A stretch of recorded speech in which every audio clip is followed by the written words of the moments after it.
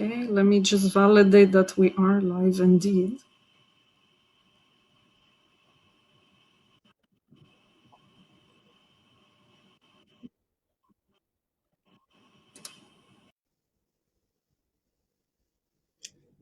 Hello, everyone. Welcome to the fourth edition of Beehive from MtlGreen. I'm delighted to welcome you to this edition. We have a nice panel today again. So with us is Monica Potoki, who's doing the technical managing today. She's an environmental system and program specialist at Bell Canada. We have Christy Amen, who's pursuing data science certificate at University of Waterloo with a special interest in sustainability. We also have with us Jason Stephen, finance and gaming entrepreneur with a shift in focus toward environmental and sustainability project. Also with us is Omar Juma, who's a sustainability learning designer at McGill University. And then joining us today as well are our two amazing presenters who's going to present their initiative from which you can learn and you can also provide them feedback. So with us is Christine Lan. She's a founder and maker of eco-friendly beauty products, Eco Amical. Also with us is David Thibodeau. He's the founder of a new startup aiming to improve bike deliveries with a twist at stars. We can't see his face right now, but he's with us. He'll join us by audio. And myself, Theo Van Brabant, I'm a sustainability strategist. I'll be hosting and moderating this episode for you. So if you haven't joined us before, the BF Project is a way to promote, to learn, to grow initiative in the local scene, especially in Montreal, that are aiming to become more eco-friendly or more sustainable. And we're here to learn from their initiative and also help them improve their prospect and the way they can become more sustainable, eco-friendly. If you're interested in promoting your own initiative or you'd like to receive feedback on some product or offering that you have or any type of initiative that is going in that direction, you're welcome to join us. You can click on, if you're looking at this podcast on Facebook, you'll see the link where you can register and subscribe to the initiative so we can actually meet with you and see if there's a good fit for you. So without any more on this, I'd like to actually give you a bit of an explanation about how this initiative works. We've done this for 4 episodes this far. It's my first time presenting, so it's kind of my first time doing something of that sort. But I've done many of those processes in different types of settings. And the idea is to allow for initiative to come together, create community, learn from each other's initiative, and learn from each other's feedback from the panel included in the show that I've presented, but also from the community that is listening live at this point right now on Facebook and later on also through the comments.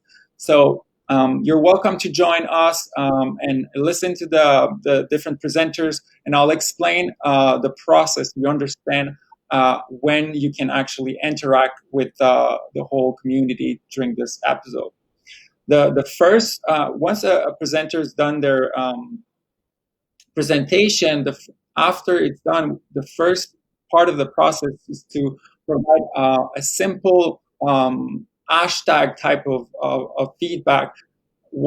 A way you would describe simply what you've heard, basically, how you would hashtag it or how you tweet something of that sort. The second part of the process is what did you like, what did you appreciate, what is in this case, because we're in the Beehive, what is the honey that you would give to the presenter in that sense. The last part is where we provide critical feedback in the sense that to help them maybe improve, because often they'll present something and they want to improve on it. So you can provide them feedback on that specific aspect of the kind of initiative or project that they're working on in a way to help them improve or learn from the community as well. And finally, once this is done, the presenter can come back and give some of their appreciation and maybe finalize on some few points that they want to make more clear. So without further ado, our first presenter was here last week. It couldn't work out the technicalities, but this time we've made it work. So David Thibodeau will be presenting his project, which is, like I said, a bike delivery initiative here in Montreal. And David, without further ado, the floor is yours. Yeah, thanks. So everyone can hear me well? It's working? Okay. Yeah, sorry for all the technical issues. I guess I'm a computer engineer, but sometimes technology doesn't like me very much. So now without the webcam, I think it's working fine. I'm sorry. Okay. Um, yeah. So we have been working for the last 4 months on an initiative in Montreal to make bike deliveries more efficient and cheaper, and essentially making the parcel delivery in Montreal more eco-friendly. Because currently, most of the parcel deliveries are still done by trucks in Montreal. Even local deliveries, even small deliveries from local shops in Montreal. Most of them still ships with Canada Post, Purolator, UPS, and such. And all those companies, they do the deliveries by truck. Some small initiatives started in Montreal to do bike deliveries, but we asked ourselves what's the most efficient way to do bike deliveries in Montreal, since uh, especially since there's a lot more e-commerce going on these days because of the pandemic. Also, there's a lot of shops, local shops in Montreal that weren't really selling on internet, and they switch and they now sell on internet, and their local shops are in the center of Montreal, and their customers are also in Montreal. So the actual solutions today are not really developed for this type of deliveries. And we asked ourselves, what's the best way to do bike deliveries? So we think that we need to really target the market, because bike deliveries are not efficient for like every times. They're efficient if we want to ship small products, because trying to ship barbecues on bike, it's not really efficient. You can only ship one barbecue at a time. But if you target really small products, like most products that are sold through ecom, like jewelries, clothing, coffee products, high-end bike products, etc., like really small products that enters in a small bag. While with your bike, you can just have a backpack and put a lot of orders in the same backpack, a lot of delivery, a lot of shipments. So we're aiming to put 10 to 15 shipments in the same backpack. Also, bike deliveries are efficient on small distances. So we're targeting shops that are in Montreal, and we're not targeting warehouses that would be outside the center of Montreal, because starting from there would be too costly, and the customers are too far from those really far warehouses. Also, we're trying to optimize all the routes through technology. So by optimizing routes, we're trying to consolidating volumes. So for that, we're trying to offer service level through 1 to 2 days, and we're not offering express service level, just to give us time to make the technology work and consolidate volumes, and then fill some backpacks. Great, thanks, We're David. You have 2 minutes left if you can wrap up. Thanks. perfect. Yeah, it's quite short. So I'm explaining all the app, and we can switch slide to the next slide. And there's multiple facets to all the technology we're developing to make all of that efficient. But one of the pillar of our concept is to be really flexible on our capacity and being able to have high capacity really quickly. And for that, we think that the Uber Eats model, Foodora, or the kind of gig economy model where we have independent workers connecting to our platform and being able to deliver by bike with their own bikes and their own backpacks, we think that it's the most efficient way, and the most simple way for us. However, there's a lot of critics actually currently for this type of model. There are critics for that says that that independent workers like that doesn't have they don't have insurance. They don't also have like job insurance, like meaning that one day they can have work, but the other day they couldn't. And also there's some critics that says that the remuneration is really variable and not very high usually. So we think that with our model, we can do something different, and that's the focus I'd like to put today with this discussion. Like, how can we do things different, and um, how can we implement this type of model, but with really good conditions for the cyclist and for the we're calling the delivery person cyclist because it's by bike. So yeah, I'll go with that. Perfect. Thank you so much, David. It was really clear and thorough presentation. It's really an interesting initiative. So like I said in the beginning, now the first round, so David, you can listen to the feedback you'll receive. And then at the end, you can provide your own appreciation and feedback about it. For the first round, it is hashtags, first impression. What did you hear? And let's go around with our team, whoever wants to go first. What about Jason?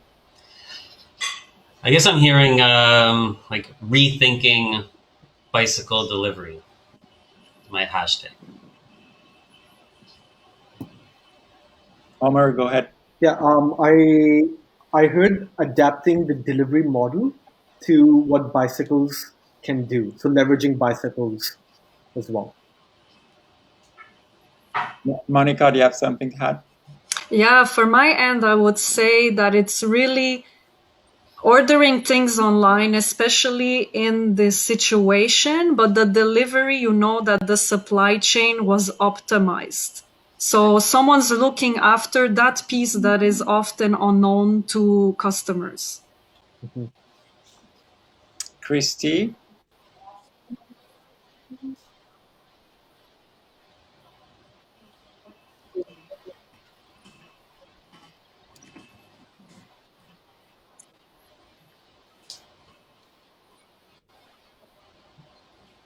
Great, thank you. Christine, do you want to try giving a feedback? I think it's zero emission, like when they're bicycling, there's no gas that they're creating. So I think that's what I heard. Perfect, thanks, Christine. So for me, yeah, I see a way of optimizing and leveraging the possibility of having a short distance delivery that are eco-friendly and also fair for the cyclist. All right, so let's go on to the next round, which is going to be, what did you like? What did you appreciate about this presentation? So the honey that you'll give about the presentation, the content, and the offering that is being promoted there. Jason, do you want to go first again? Sure. I like that you're thinking about this from a new perspective. You know, as you're kind of taking, because we do have traditional type couriers, bicycle couriers that are there. I think the model to make it sort of an Uber type model, but at the same time, you're actually thinking about the cyclists and the well-being of the cyclists and the pay, and trying to make this a more fair way of doing it, different than the current model exists. So I like the way that you're thinking about this to try to make it happen. Thank you. And I actually encourage people on Facebook to give your feedback during in the comment section. We'll read them here. So you're welcome to follow the processes we're doing, the hashtag and likes, and then at the end, the deltas. So we had a small business as a hashtag. Who else wants to make a like here on the show? Omer, do you want to go next? Yeah, I want to build on Jason's point. Usually, when people talk about sustainability, they're talking about the eco angle, and they actually miss the social consciousness and the governance aspect that falls into sustainability as well. And if you're thinking about the cyclist and the conditions of the workers, that's excellent. The other honey I would give is more on your presentation. You explained how you came about that. So you actually are not just waking out of a dream and saying that that's what we should be doing. You've actually thought and observed the process. So kudos to you on that. Thanks. Perfect. Monica, do you want to go on? Yeah, I think for me, for Stoz as honey, is really we're seeing recently the city of Montreal is transforming. The agenda is putting more, cycling paths on the roads. I see it even around my neighborhood. It's transforming tremendously. So I think there's a leverage here beyond the options of, let's say, Uber Eats. You don't know if someone's coming with a car or with their bicycle. So now you have a guarantee that these roads and that investment is being used. I think that's the trust that we're bringing forward through this solution. Perfect. Thank you. Christy, do you want to add something?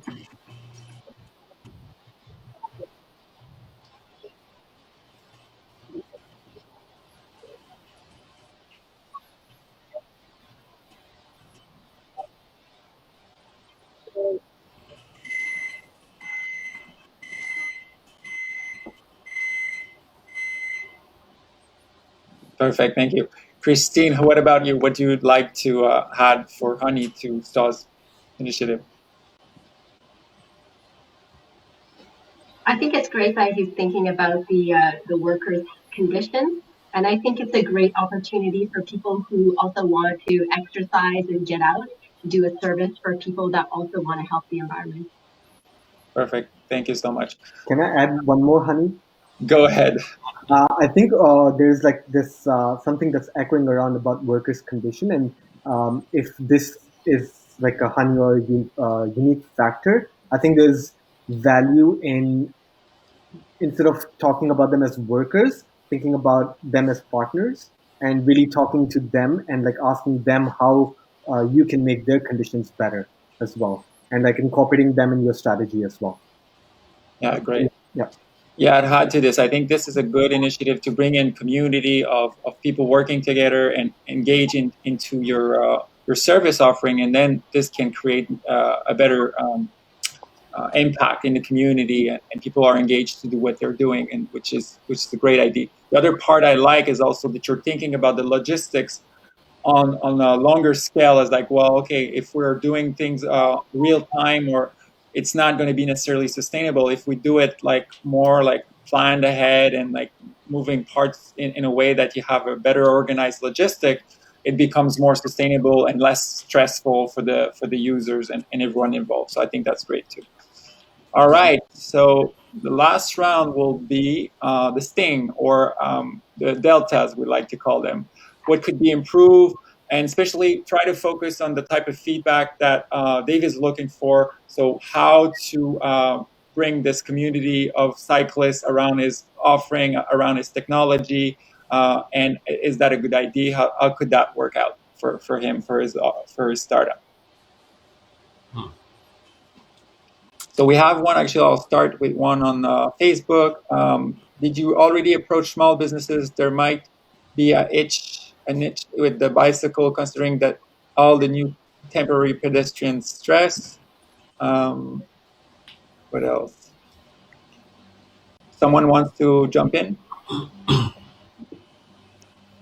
I have a couple of deltas over here before there. I know I see there's some comments as well.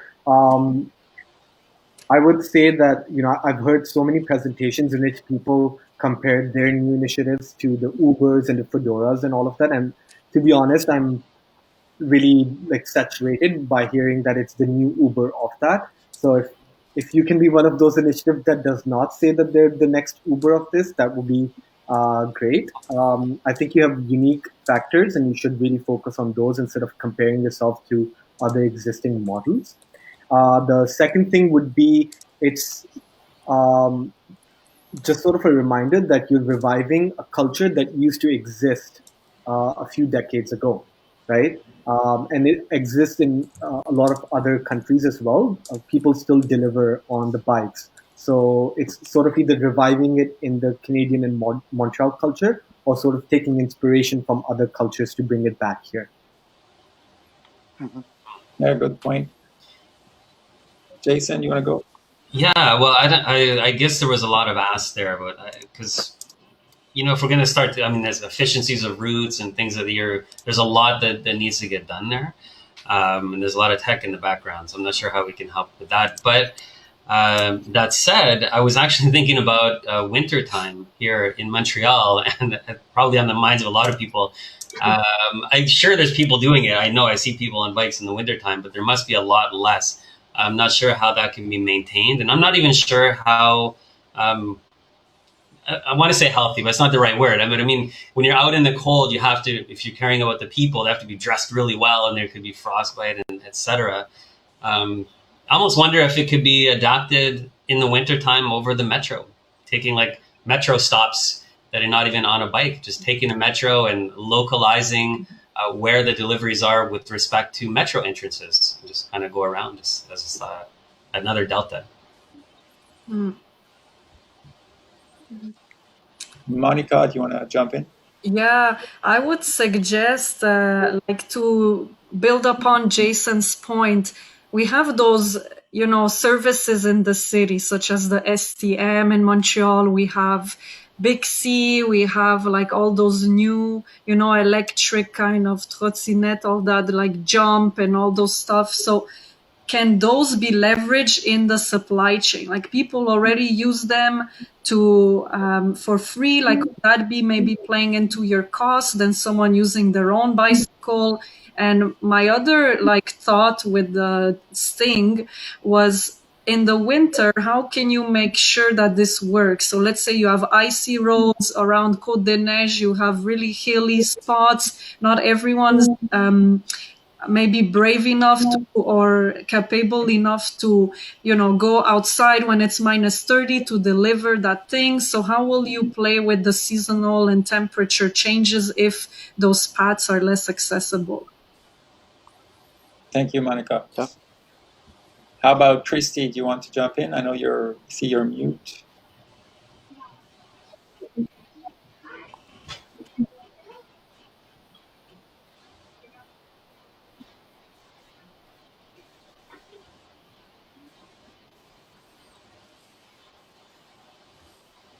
Thank you.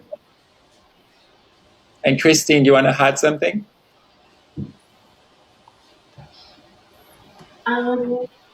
Maybe making it cool, like having something cool on social media pages with like, I don't know, TikTok or something with a dance or a meme, and making the whole situation more cool. Because I find that when teenagers think something is cool, they're going to tell their parents that they should do that too.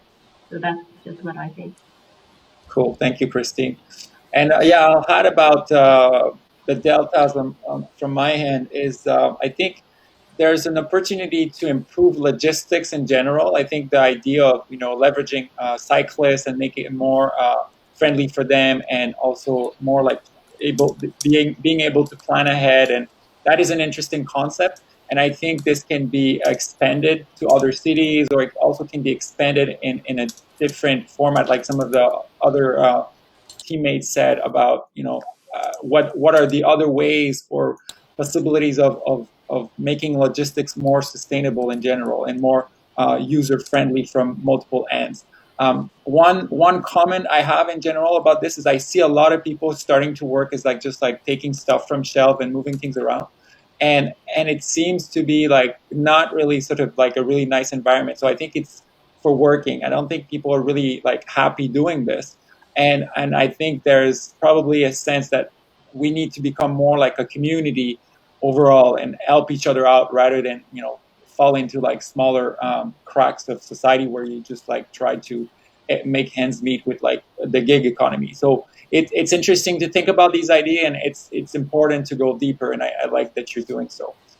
So that finishes a round of feedback. And David, you have about a minute to come back if you have any comments or feedback about the process itself or anything you want to clarify on from your end. No, I was quite scared that it would cut, but I heard all the comments. It's really good comments. The winter question always come back, but we have a lot of solutions. First, it's not our service level of 1 to 3 days give us a bit of flexibility, but we're thinking about electric cars or even just reducing the service during the winter. And for sure, we're if we can make it work in Montreal, we'll expand to other cities, and it will just be easier.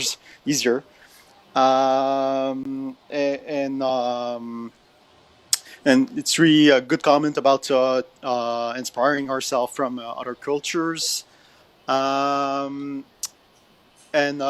we're already testing our app, and we're already doing deliveries in Montreal.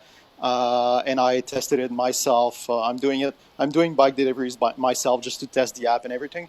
And I test the deliveries with Bixies this weekend, and it worked. But some things are gonna have to be improved. But definitely we can try to make it work with Bixies and Metro, maybe.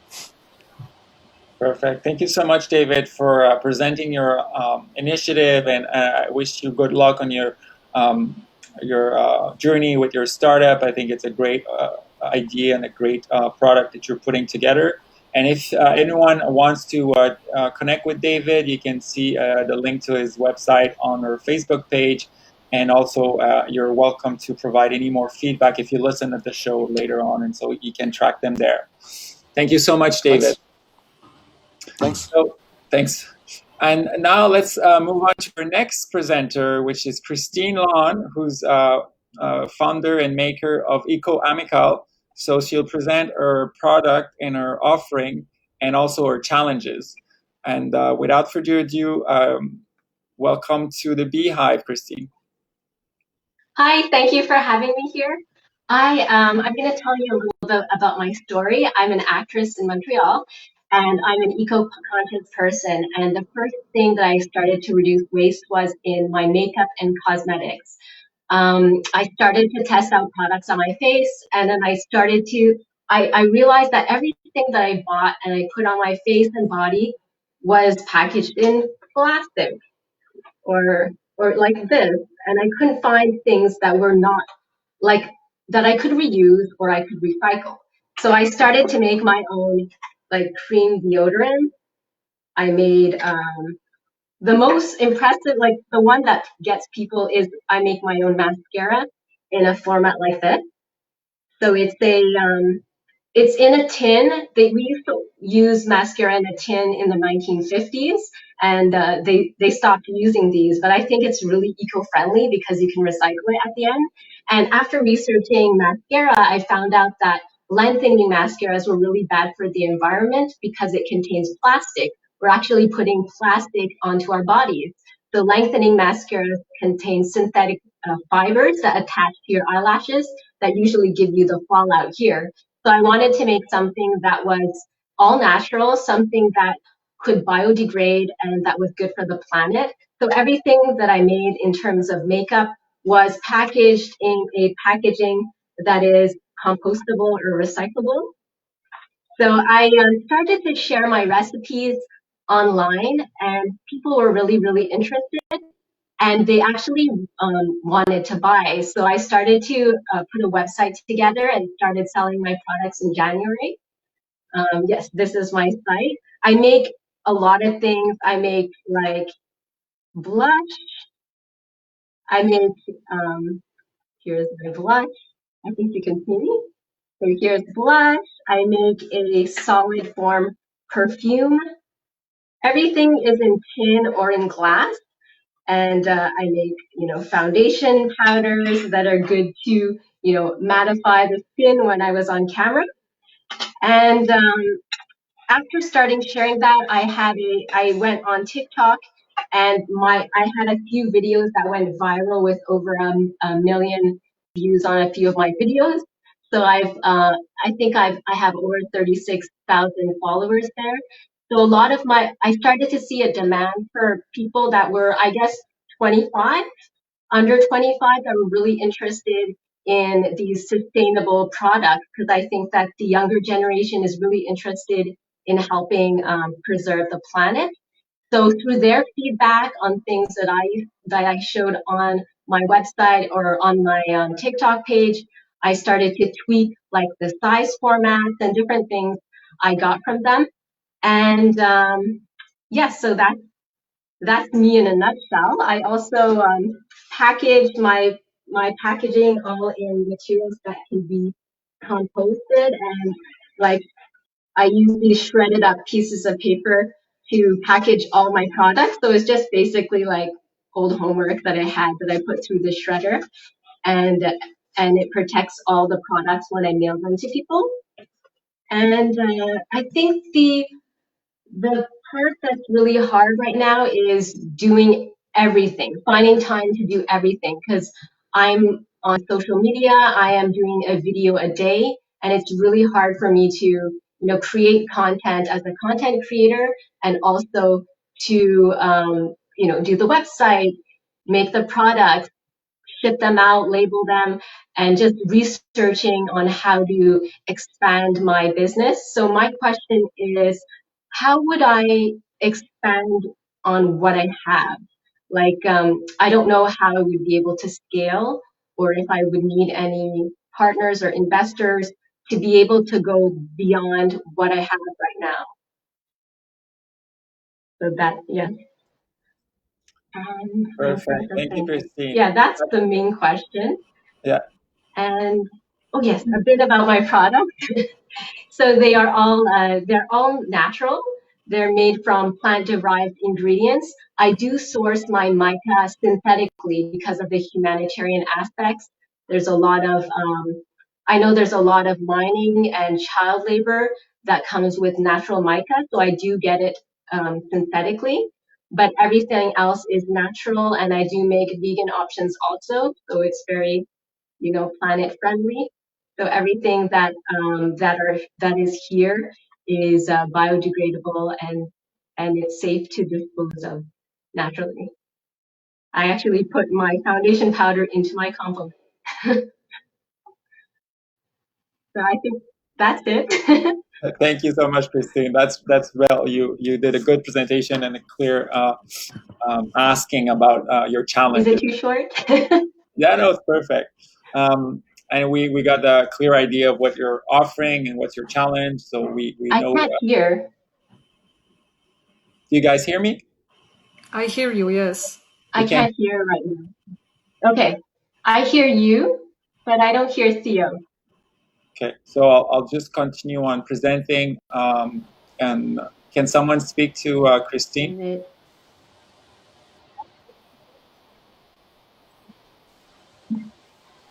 Okay. You hear me, Christine, now? No, I don't think she hears me. I guess she can't. I can't hear. Okay, so I'll just continue on and go through the process and make sure that Christine hears everything. Can I have someone else speaking? Jason, Monica? Can I suggest something? Theo, how about you mute yourself and then unmute yourself? And Christine, don't worry, during this time, Theo is just explaining the logistics of the feedback session, and then you'll still be able to hear us. I can't hear anything. I guess Christine can't hear us for a second. So I'll just type.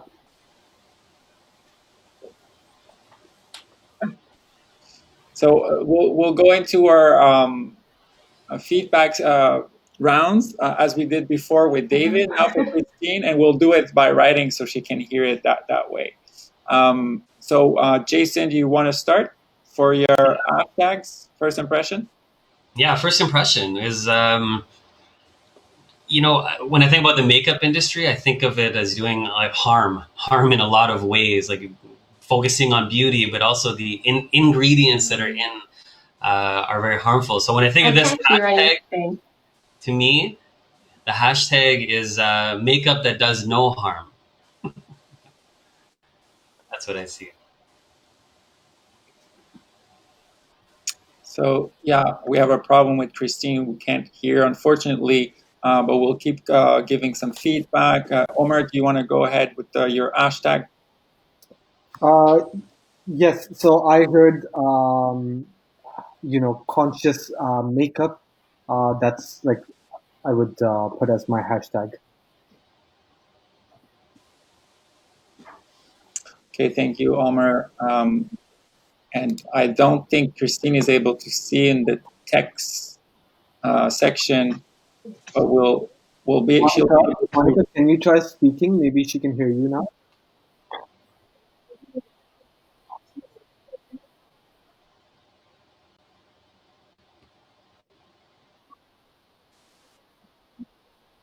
I hear you. I can't hear any.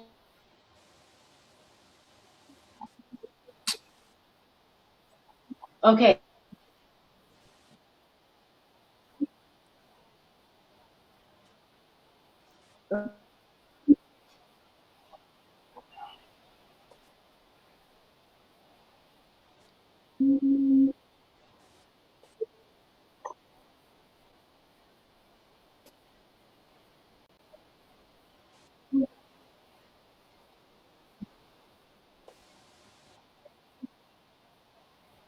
Mhm. Thank you, Monica. Yes. Thank you, Christine. So, Christy, do you want to add your comment?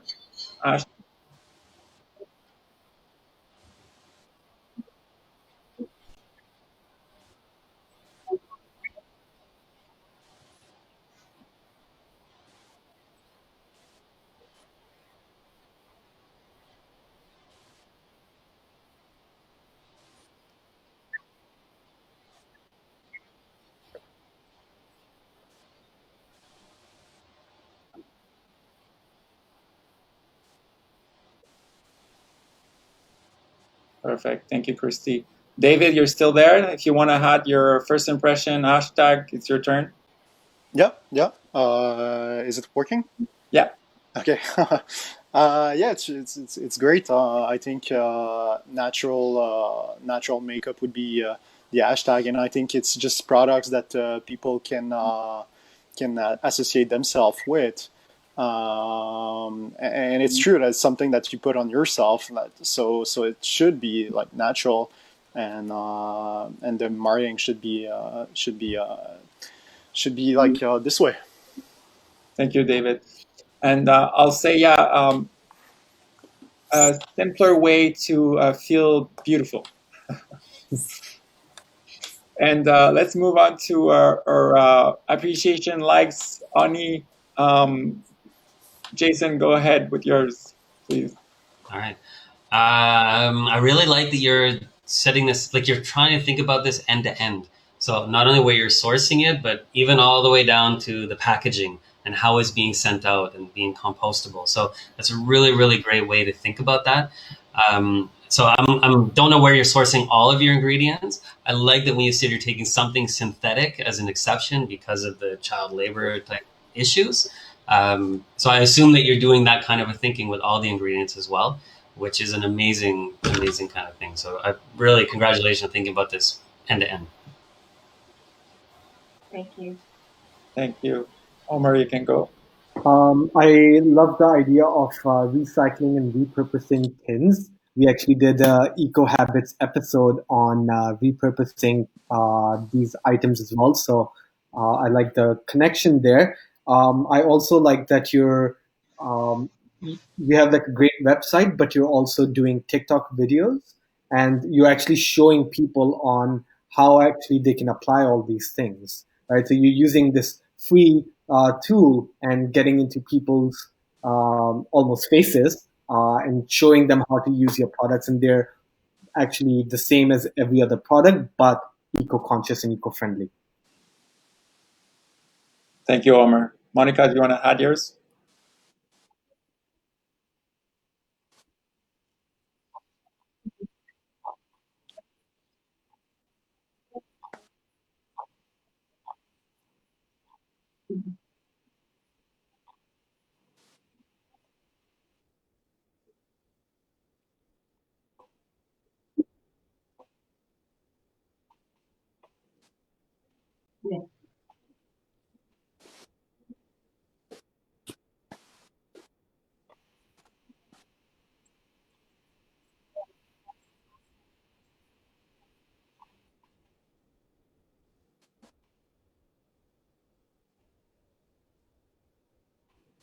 Thank you, Monica. Christy, do you want to add yours? I couldn't hear all the comments. Go ahead, Christy. That all of this is recorded, so Christine can watch. Monica, can you mention that this is being recorded, so Christine will be able to hear all of us afterwards?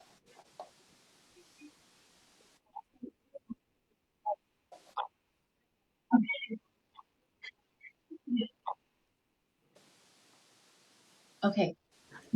Okay, go ahead, Christy. Sorry for that.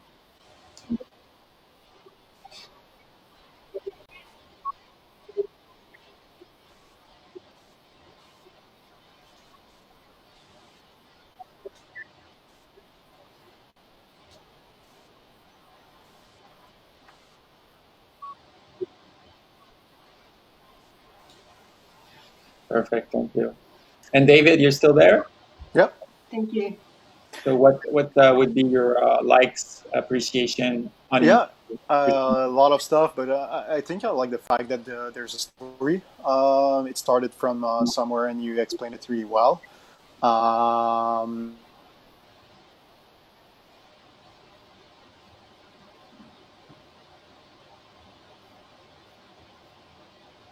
No, I think we lost David. Sorry for that. So I'll have my own appreciation on your presentation and your offering, Christine. I like that you took that as something that you did yourself and worked your way into it and become an entrepreneur and now looking for opening doors or growing your enterprise. I think this is a great story, and also that you're focusing on product and offering that is eco-friendly from start to finish.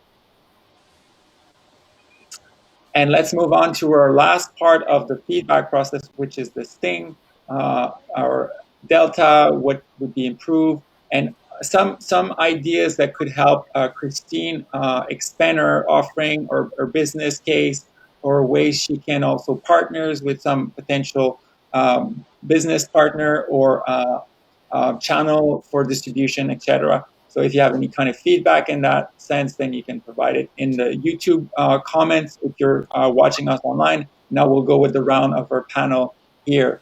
Jason, do you want to add yours? Yeah. I think that you already have a lot of business partners on your TikTok and on your followers that are potential. One way to maybe try this is, rather than, since you're already sharing your recipe and getting people to actually make this on their own, what you might want to consider is having people locally make it on your behalf and use your website as the referral thing. So when you get an order, maybe you'll take $1 or something off that order, but you send it to somebody in that city locally. They make it over there with your approved ingredients, with your brand behind it. And then they can use a company like David's to, bicycle ship it locally, like around the city. But that might be a way to consider, expanding the business that way. And then those people will have it in their interest to make more sales as well. So they'll probably engage more with the community and help in that aspect as well. Something to consider. Yes. Thank you, Jason. Omar, do you want to go next? I really like Jason's point. I think there's a connection between the two initiatives over here as well. I have two deltas. One is sort of related to your target market. Right now, you've said that you're gaining a lot of traction from people younger than 25. Be conscious that is because that's the usual population on TikTok as well. So that may just be actually an assumption that that's your target market. So maybe think about the overall strategy, and if you're planning to expand onto the other age groups, then you will have to really tackle on things about brand loyalty and sort of how they can unlearn how they've been using all these other cosmetic products and then learn your ways of doing things, right? So that will be a different challenge there. One sort of support that I can do is I work at a university and I do have a lot of students in my LinkedIn connection. So if you have a post asking for volunteers to start with, there's a post, send it to me and I'll post it on my LinkedIn. I think it's a wonderful initiative, and I would like to promote it that way. It can be students, but it can be other professionals as well. Perfect. Thank Thank you. you, Omar. Monica, do you want to add yours?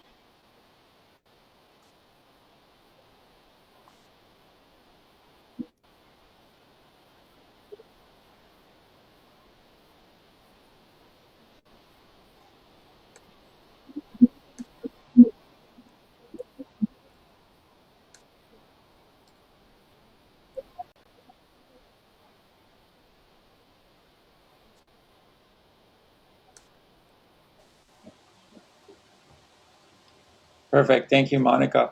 Christy, your turn. Mhm. Yeah.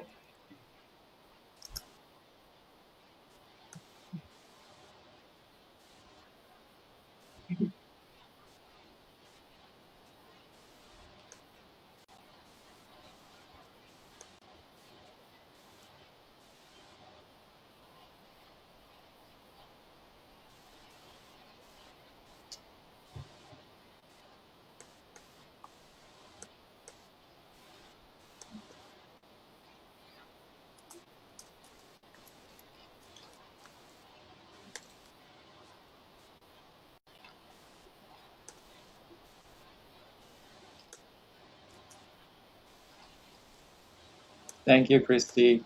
And David, your turn. If Okay. you have, as a fellow entrepreneur, any feedback for Christine? Um, yeah, well, on my side, I work mostly in logistics, so I saw that you have ecological packaging, but there's some packaging. I think I saw a box, and there's some other solutions like compostable bags also out there. So maybe that's something you can check. Great, thank you, David. And I'll add also from my perspective, I think you're well set up. You know, you have something working for you, and you want to expand. I think you can also work on your vision. Where is it you want to be in 5, 10 years from now? What's the kind of route to market that you envision? You can brainstorm, and sometime working with a consultant, or sometime working with people or more like at ease in business environment can provide you some coaching in that sense. I think that could be a good idea for you to venture into that kind of support if you feel like it. Another aspect is also making sure that the product you're offering, even though we know you talk about the ingredients and all of that and how it's produced by you and so on, to make sure that you keep the quality, because the people looking for those kind of product are more eager to learn about sourcing and about how this will impact their skin type, or type of things that they're more demanding in terms of what are the qualities and potential downside of different types of product. I know for a fact that this is the kind of market you're promoting to. So I think it's important to also maybe looking into eventually certification, or a way for a third party to look into your product, so you have this kind of seal of approval, if you will. Mhm. And then yeah, so at this point I think we're done for the round of feedback. Thank you everyone for participating. Now, Christine, I'm not sure if you're hearing me, but it's your turn to kind of give back to the community from what you heard. Any feedback or appreciation you'd like to say? I couldn't hear all the comments, so the ones I did hear, I think they were really informative. Like with this deal of certification, I think that's really good. And with the classes, I do have classes in zero waste stores in my community here, so I got to know a lot of people that live around me that are interested in zero waste. So I think it's great to just keep on building with the community that I have over here. And my goal is eventually to hit all the zero waste stores in Montreal and eventually Canada with approaching them with my products. So hopefully Canada will be able to purchase everything that I sell. Perfect. Thank you so much, Christine. And thank you, everyone, for participating. Thank you, David, for showcasing your offering as well. It was great to have you on the show. And I welcome everyone who's listening to this episode later on to also comment during the listening so you can also provide feedback. We'll also put the website for both initiative for both Christine and David's on the comments so you can connect with them. And you're also, if you're interested in presenting again, doing the same thing as Christine and David did today, you're welcome to register and promote your initiative, and we'll meet up with you and see if we can work together. So on this, thank you, everyone, and we'll be in touch for the next round next week, same time, Wednesday, 6:30 p.m. Eastern Time.